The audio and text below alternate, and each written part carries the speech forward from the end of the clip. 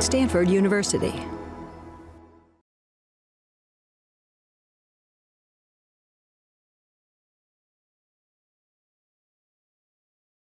Welcome, everyone. My name is Kodo Conlin, welcoming you to this iPause session at the Contemplation by Design Summit. This session is called Nourished by Tenderness, practicing with loving kindness for self. The practice we are about to do, it stands alone and also functions as a part of a series on the Buddhist teachings at the convergence of not self and mature, healthy sense of self. So in this session, we'll invite some ease into the body by steadying our attention with the breathing. Then we'll generate this caring, kind attitude, loving kindness, starting where it's easy. I'll say more about that in a bit. And finally, we will direct this kindness toward ourselves, nourishing ourselves with tenderness.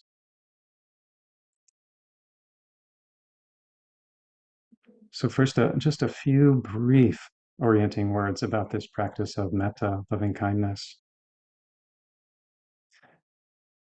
First, there may be a question in a series about emptiness.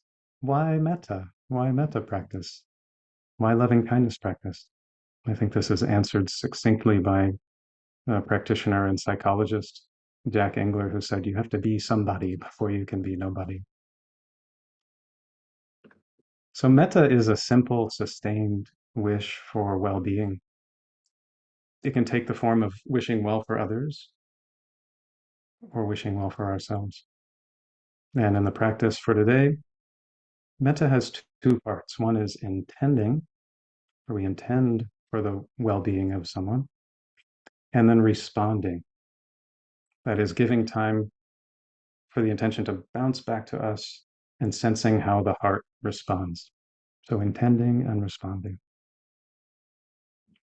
As a support for intending, we will use some classic loving kindness phrases, which I'll share as we go along.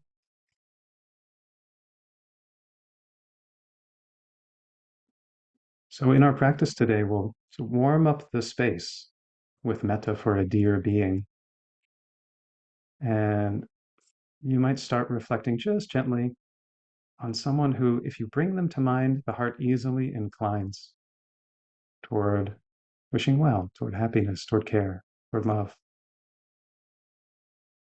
Could be a dear one, could be a pet. Just have that in the back of your mind. And please, let's take a gentle approach. No need to push or try to manufacture something. We'll give our intention for well-being, and then we'll receive whatever response comes. Not trying to manufacture a syrupy sweetness. Just letting the intention do its work. So with that, let's begin. Let's find our way into a meditation posture. If you're seated in let's say in a chair, being grounded by settling the body, sensing your way to the sitting base, the contact with the chair or cushion.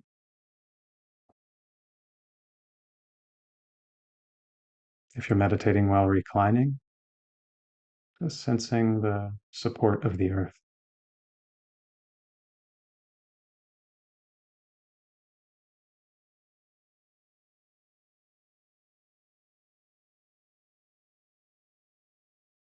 From the basis of this foundation, you can invite the body to grow long and aligned, upright, balanced, not leaning one way, gently upright.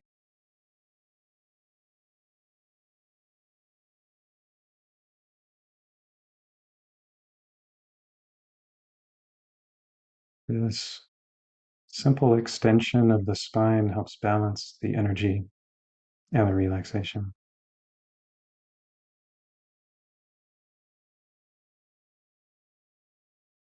Now, for a few minutes,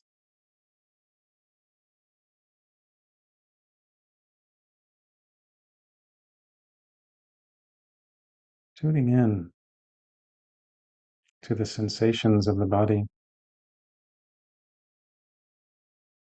including the body breathing.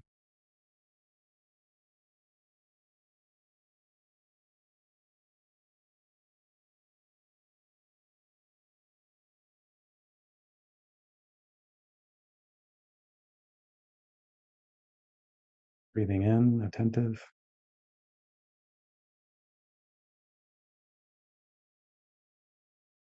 Breathing out, attentive.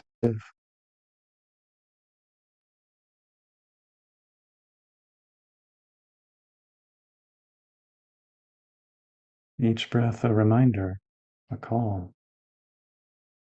Be here in this feeling body.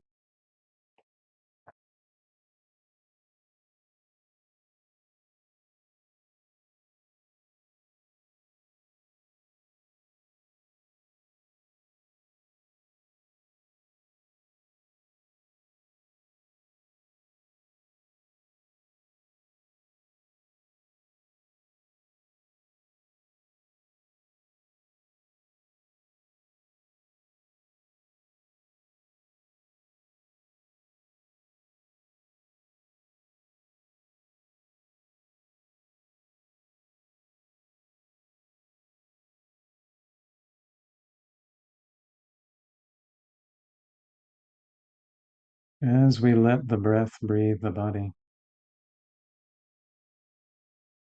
you may sense yourself settling.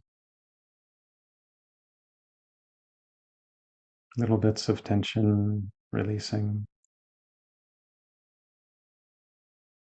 the body realigning.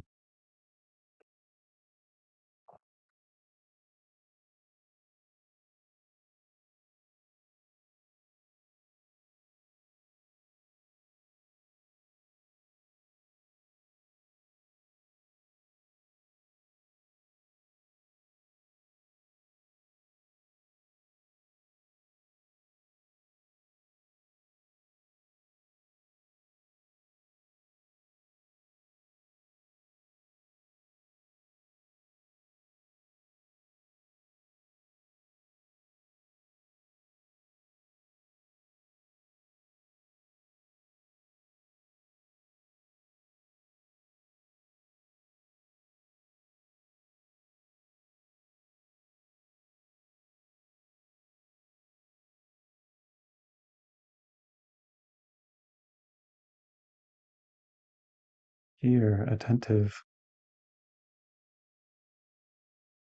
with the breathing and nothing that needs doing for the moment.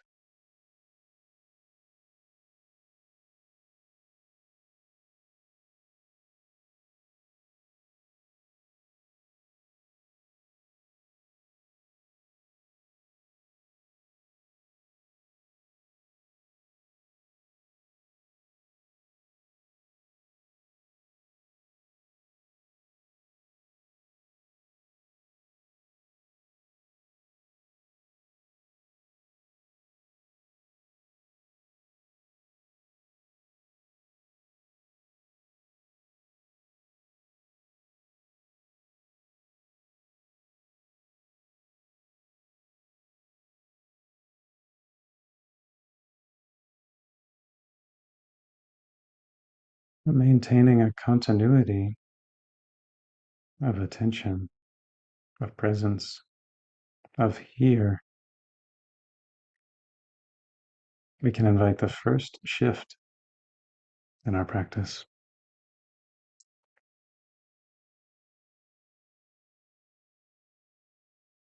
I would invite you, with eyes closed, to draw to mind what we call the dear one, someone with whom you have a relatively simple relationship, a being that when you call them to mind, just naturally the heart inclines to goodwill.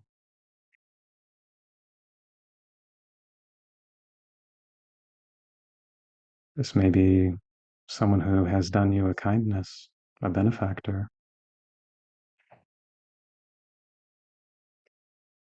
It may be a child in your life.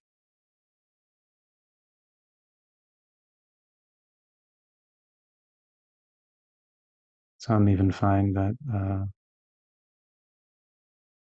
trying to mind an image of an animal, a pet, the mind easily inclines.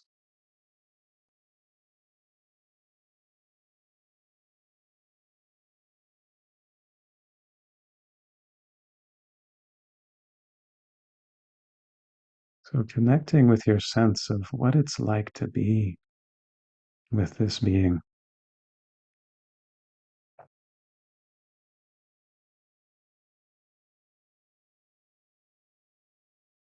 The practice will be to intend for their well-being with the support of these phrases, and you can say them to yourself silently.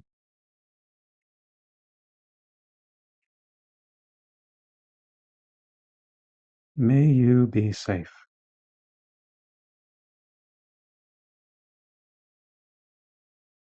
May you be happy.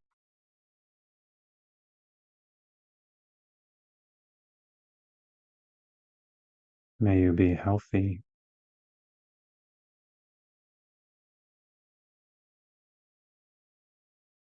May you live with ease.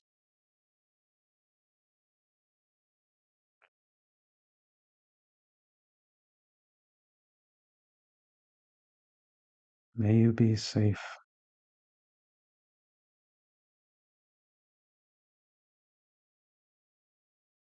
May you be happy.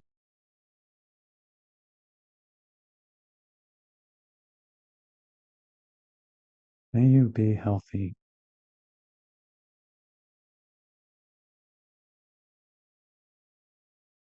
May you live with ease.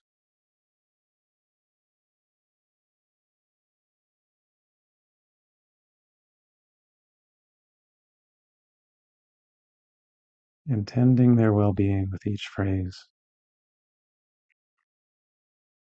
and then registering the heart's response.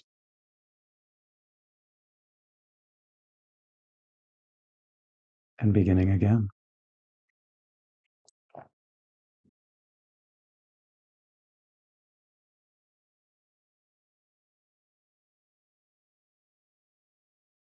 If you'd prefer less verbal variety, you can just use one phrase.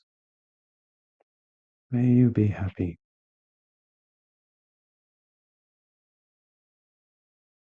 And register the heart's response. And then again.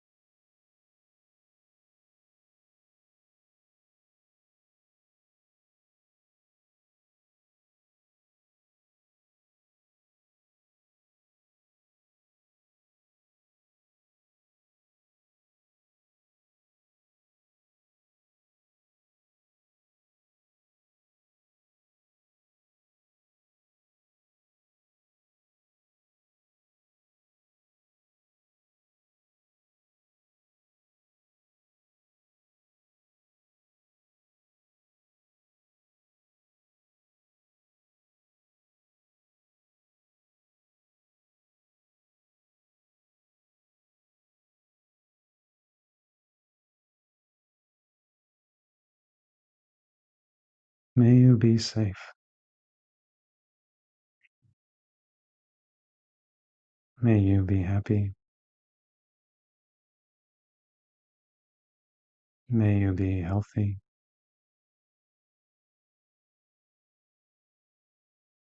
May you live with ease.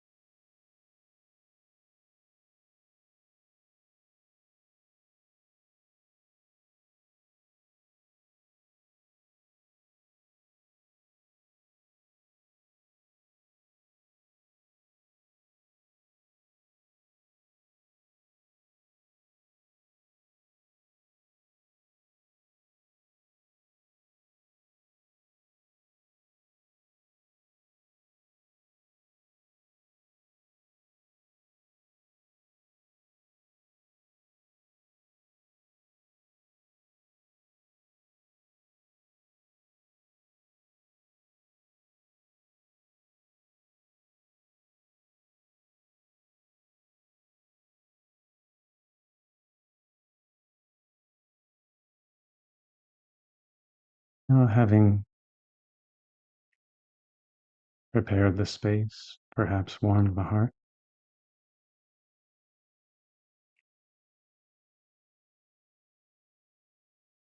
letting go of the image of the dear one, shifting to metta for ourselves.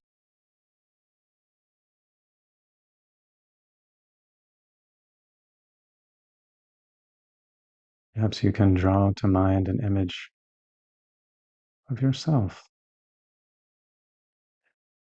It can be helpful for some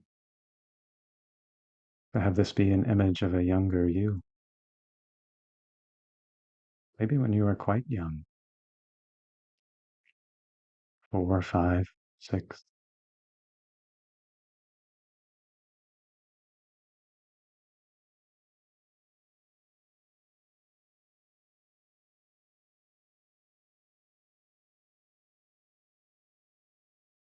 If an image doesn't feel quite right, one option is to connect with the felt sense of the body here, this you.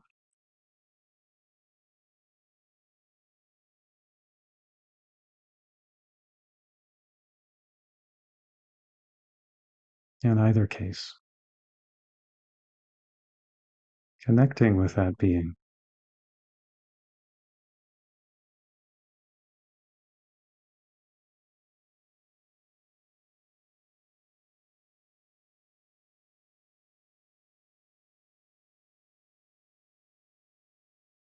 This one that often could use so much of our care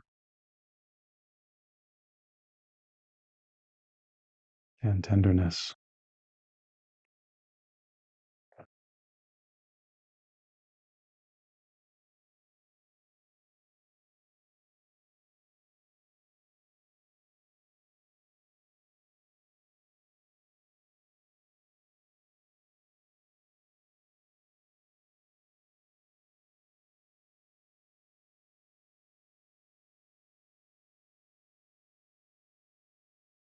connecting with ourselves as an image or a felt sense. Now intending well-being in just the same way.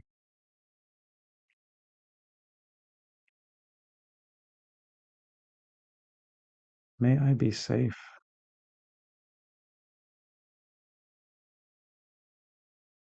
and register the response of the heart.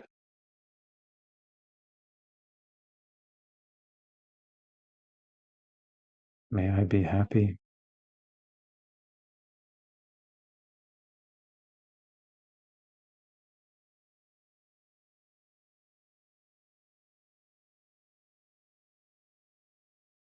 May I be healthy.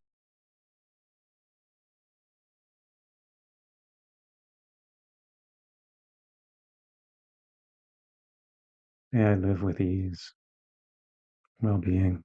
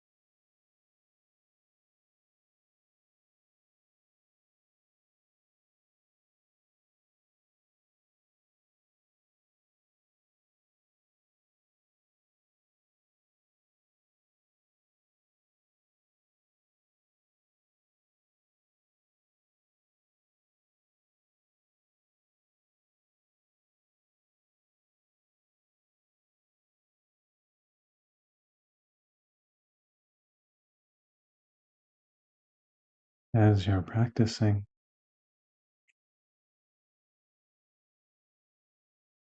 if you find the metta, loving kindness, starting to thin, can be helpful to refresh the connection,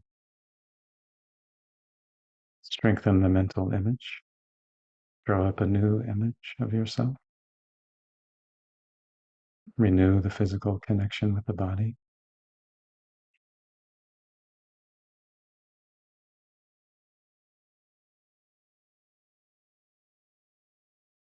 or in the mind's eye, seeing yourself engaged in a wholesome, joyful activity, something you love, and beginning again. May I be safe.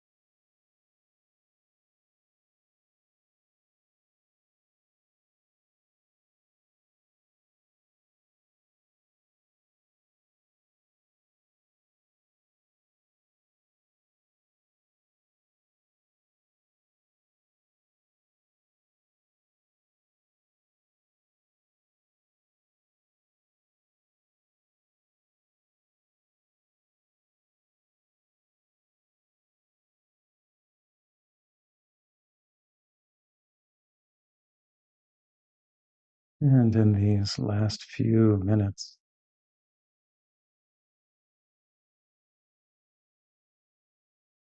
I would invite you to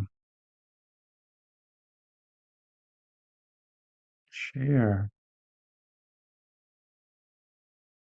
in the silence of meditation this wish for well-being with anyone who pops up in mind,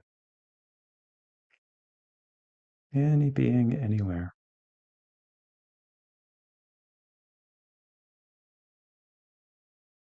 Let your care spread out, extend,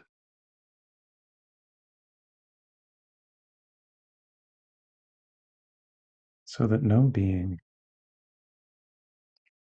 stands outside.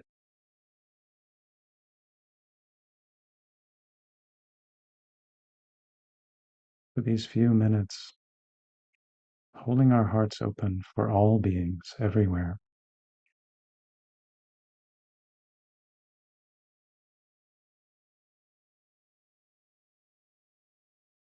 May all beings be safe.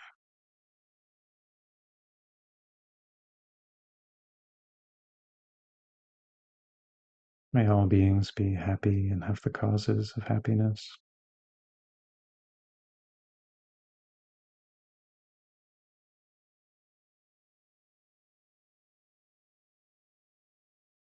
May all beings be healthy.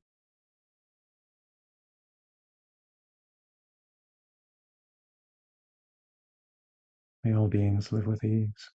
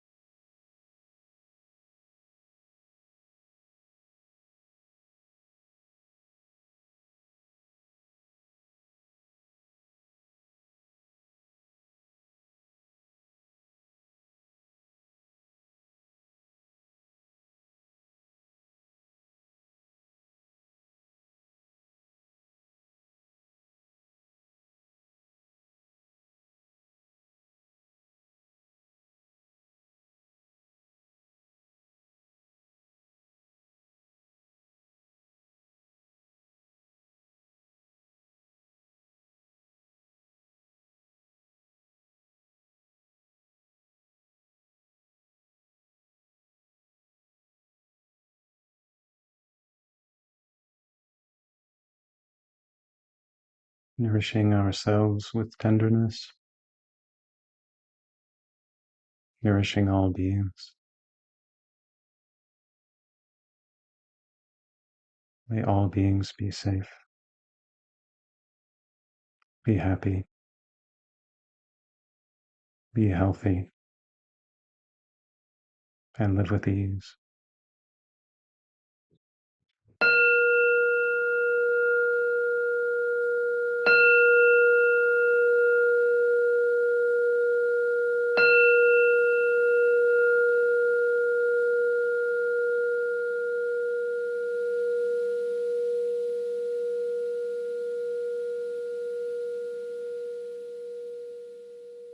Thank you very much for this practice together.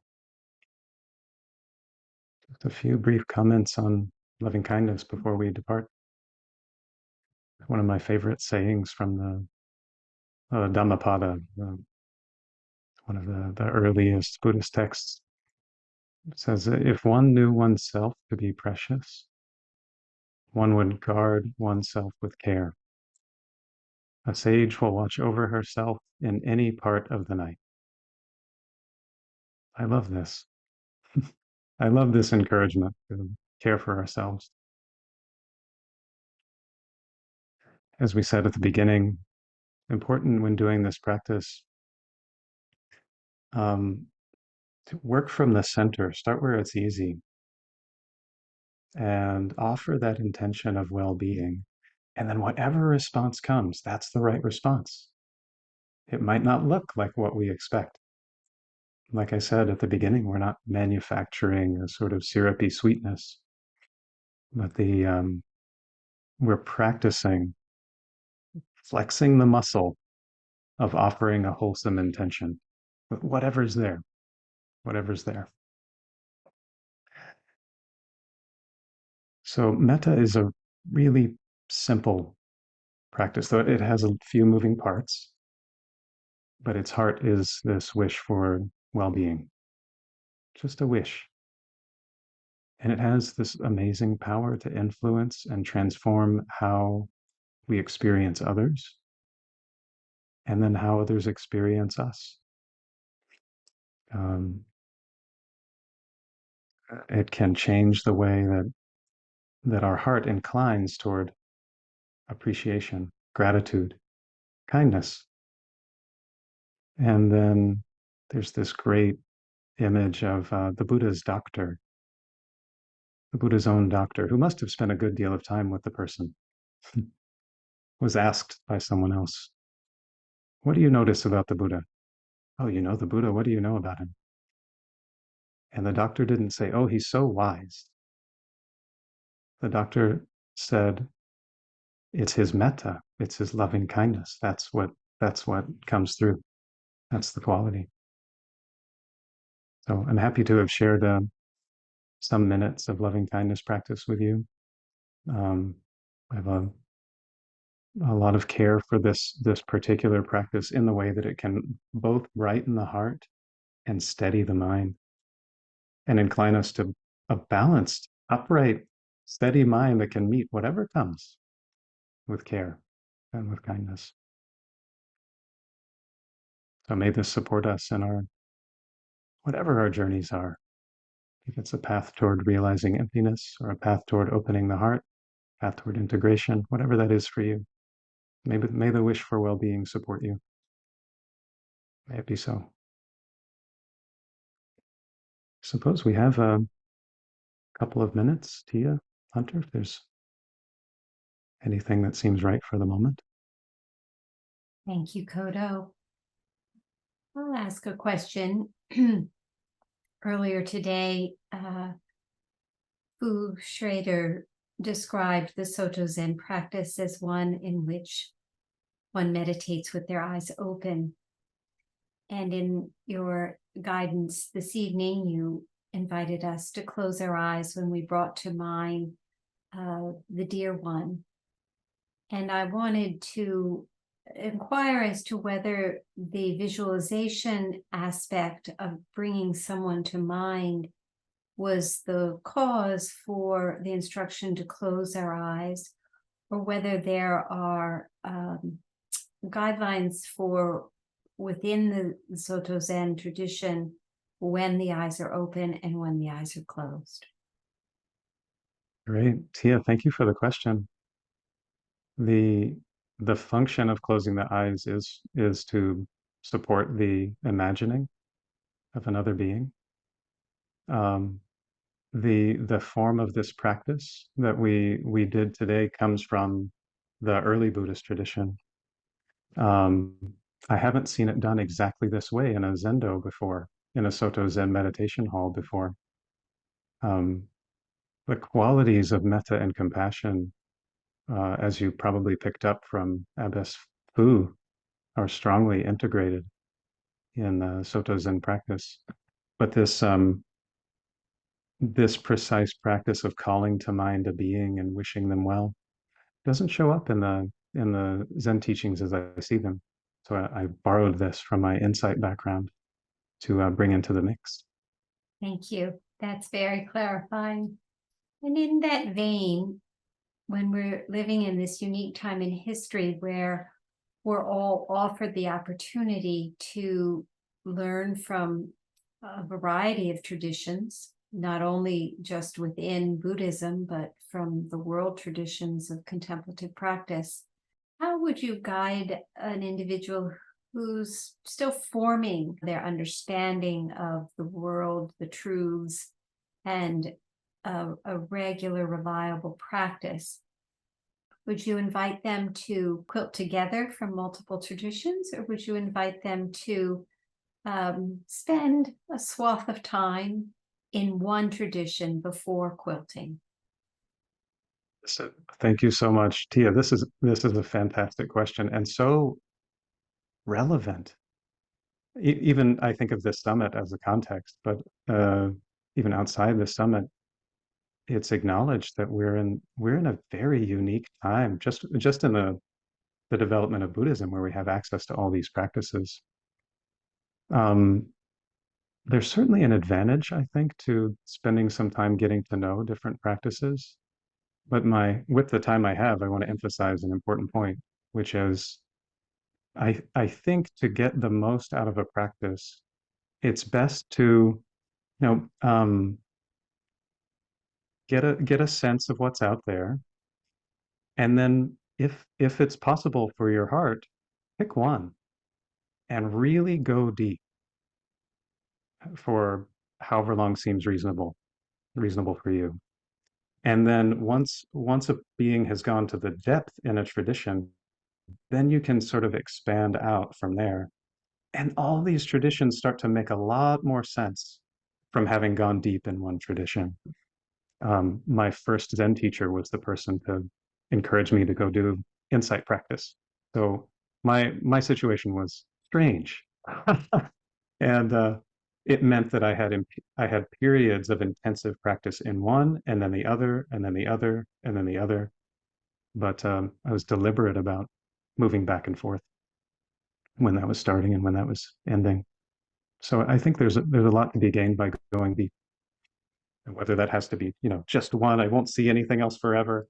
I don't think it has to be quite that rigid, but important to go to the depths of what the traditions have to offer, I think. Thank you, Kodo. We thank you for your sharing of your wisdom and your practice. Thank you so much. Thank you to everyone. Thank you so much, Tia. What a joy. Thank you, Kodo.